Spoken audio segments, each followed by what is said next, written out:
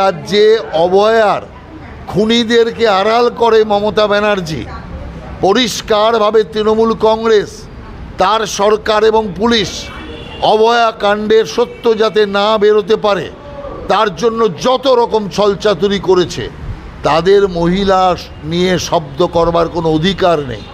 একজন মহিলা মুখ্যমন্ত্রীকে মহিলারা ভোট দিয়ে এখানে ক্ষমতা এনেছিল কেন? যে সিপিএম তো মহিলাদের সম্মান দেয়নি।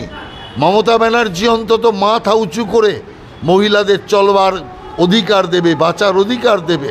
কিন্তু আজ দুঃখের সাথে, দুর্ভাগ্যের সাথে বলতে হচ্ছে, পশ্চিমবাংলা মহিলা নির্যাতনে ভারত চ্যাম্পিয়ন।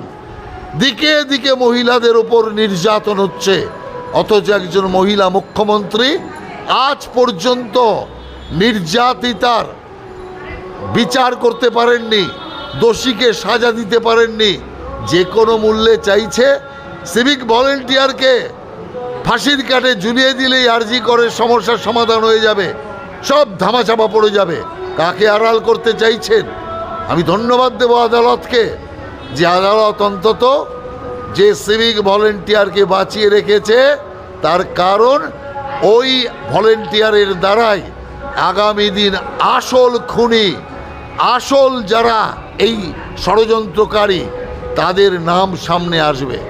যেভাবে বাঁকুড়ার ধনঞ্জয় মণ্ডলকে ফাঁসির কাঠে ঝুলিয়ে দিয়ে সব বিষয়টাকে ধামাচাপা দেওয়ার সম্ভব হয়েছে, এখন বহু প্রশ্ন উঠছে, যে প্রশ্নের উত্তর কেউ দিতে পারছে না, কারণ ধনঞ্জয় নেই।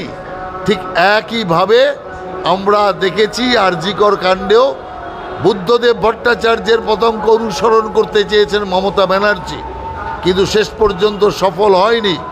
আমি মনে করি এর পেছনে যারা ষড়যন্ত্রকারী, যারা খুনি, তারাও ধরা পড়বে।